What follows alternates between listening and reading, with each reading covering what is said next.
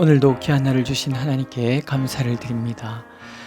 고난주간 두 번째 날 말씀은 이사야 49장 1절에서부터 7절까지의 말씀입니다.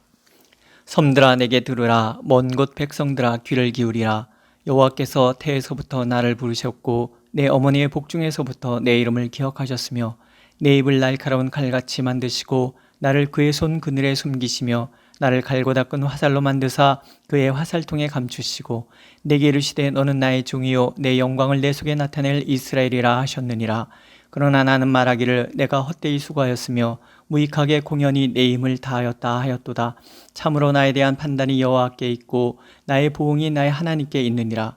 이제 여호와께서 말씀하시나니 그는 태에서부터 나를 그의 종으로 지으신 이시요 야곱을 그에게로 돌아오게 하시는 이시니 이스라엘이 그에게로 모이는도다. 그러므로 내가 여호와 보시기에 영화롭게 되었으며 나의 하나님은 나의 힘이 되셨도다. 그가 이르시되 내가 나의 종이 되어 야곱의 지파들을 일으키며 이스라엘 중에 보존된 자를 돌아오게 할 것은 매우 쉬운 일이라. 내가 또 너를 이방의 빛으로 삼아 나의 구원을 베풀어서 땅끝까지 이르게 하리라.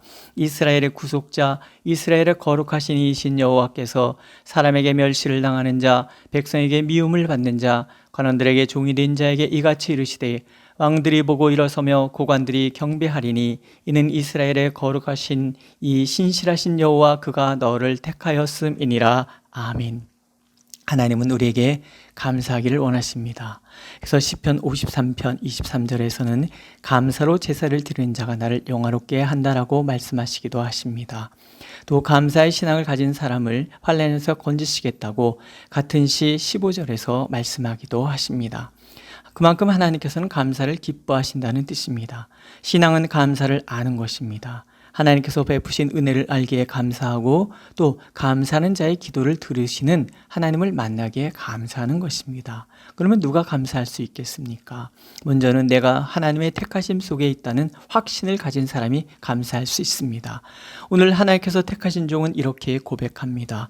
여호와께서 태에서부터 나를 부르셨고 내 어머니의 복중에서부터 내 이름을 기억하셨으며 나의 존재의 근원이 하나님이시라는 고백입니다. 나를 이 땅에 보내시는 것도 나를 택하여 종으로 부르신 것도 모두 하나님의 계획 안에 있다고 하나님의 종은 고백합니다. 2절을 보세요.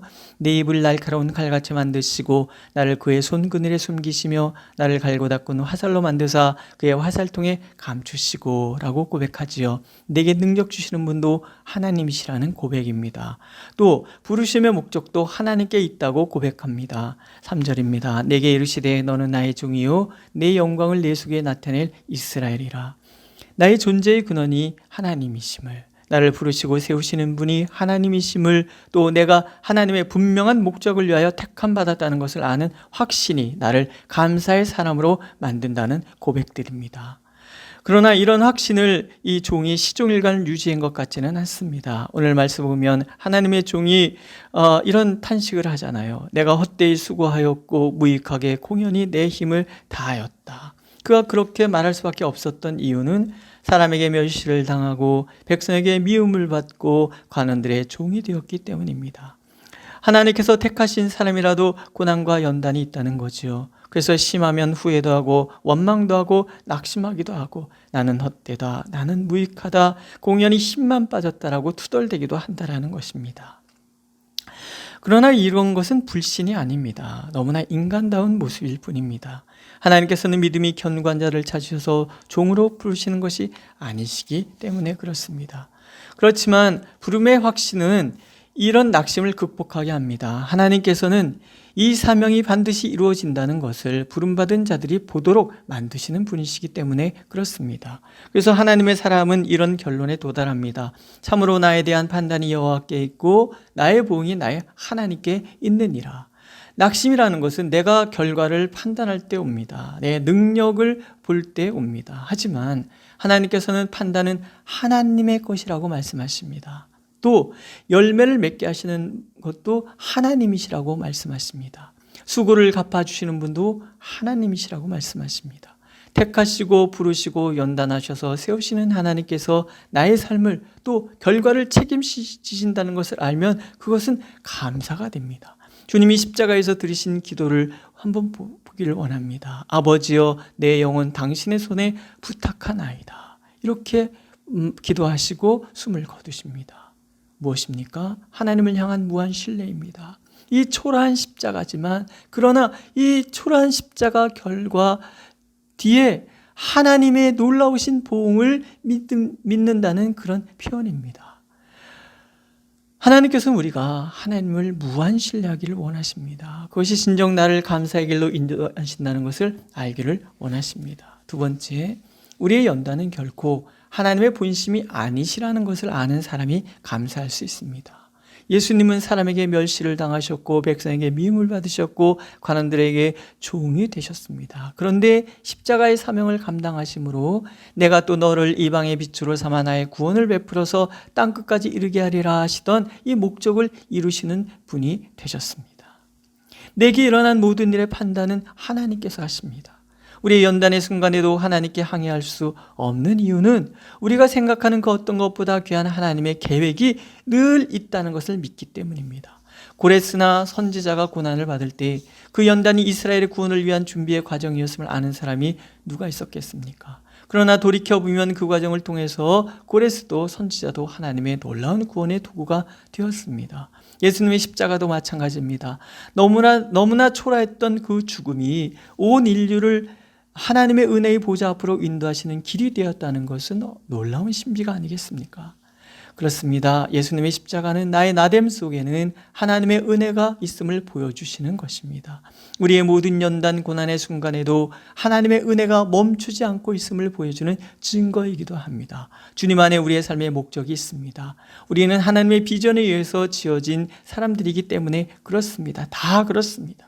그렇다면 비록 지금 나의 모습이 보잘것없어 보여도 그것이 나의 전부는 아니라는 것을 알 필요가 있습니다. 또한 나의 원하는 때와 하나님의 때가 다르다고 해서 절망할 필요도 없습니다.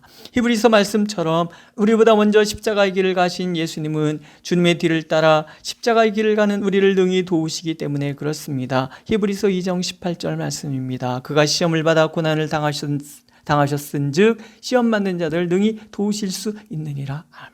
그래서 결국 하나님의 목적을 이루시는 사람이 되도록 만들어 주시기 때문에 그렇습니다. 자, 그렇다면 우리가 해야 하는 것은 낙심이 아닙니다. 불평도 아닙니다. 믿음입니다. 감사입니다. 찬양입니다. 분명히 나를 부르시고 세우시는 하나님께서는 하나님의 때에 하나님의 영광을 나를 통해서 드러낼 것이기 때문에 나의 사명을 완수하도록 도와주실 것이기 때문에 그렇습니다. 49장 13절에서 선지자는 찬양합니다. 하늘이여 노래하라, 땅이여 기뻐하라, 산들이여 즐거이 노래하라. 여호와께서 그의 백성을 위로하셨은즉 그의 고난당한 자를 긍휼히 여기실 것임이라. 아멘. 이 찬양이 우리의 찬양이라는 것을 하나님께서는 우리가 알기를 원하십니다.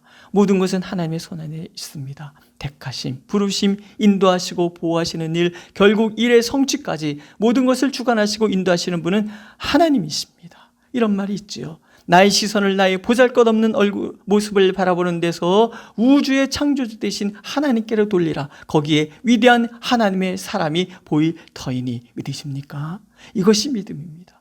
이것이 십자가를 통하여 바라보는 나를 향한 시선입니다. 어떤 경우에도 나의 보잘것없는 모습에 절망하지 말라는 하나님의 약속입니다. 하나님의 희망을 바라보라는 것입니다. 그렇습니다. 나를 판단하시는 분은 오직 하나님이십니다. 그분을 바라보는 자만이 자신의 참모습을 발견하고 하나님의 존재 안에서 참된 꿈을 꾸게 될 것입니다. 그렇습니다. 열매를 판단하시는 분도 하나님이십니다. 왜냐하면 열매를 거두게 하시는 분이 하나님이시기 때문에 그렇습니다. 그렇다면 우리는 이렇게 고백할 수 있지 않습니까? 우리는 결코 시시하지 않아. 우리는 내가 생각하는 것보다 훨씬 큰 사람이야. 나는 원대하신 하나님의 계획 안에 있는 사람이기 때문입니다. 감사는 하나님 안에서 나를 볼 때 생깁니다. 하나님은 우리가 그렇게 하나님 안에 있음을 알아 늘 하나님께 감사하는 자들이 되기를 원하고 계십니다. 고난주간의 십자가는 그것을 우리에게 강력하게 말씀하고 계십니다. 기도하겠습니다. 오늘도 우리를 사랑하셔서 하나님의 놀라우신 은혜 가운데 택하시고 부르시고 사명 주시고 또 우리의 삶의 열매까지 거두게 하시는 하나님을 만나게 해주시니 감사를 드립니다. 주님의 십자가가 바로 그것을 우리에게 보여주고 있음을 알게 하시는 하나님, 주님의 십자가 안에서 나를 발견하셔서 내가 얼마나 위대한지, 나를 통해서 이루실 하나님의 계획이 얼마나 큰지를 알고 오늘을 이겨내는 우리 모두가 되도록 하나님 축복하여 주시옵소서. 코로나 바이러스 때문에 고통받고 있는 모든 이들을 불쌍히 여겨주시고 이곳에 하나님의 평강과 자비가 넘치는 은혜도 허락하여 주옵소서. 이 교회를 또한 복되게 하시고 이 교회에 속한 모든 성도들 그렇게 축복하여 주옵소서. 예수님의 이름으로 기도드렸습니다. 아멘.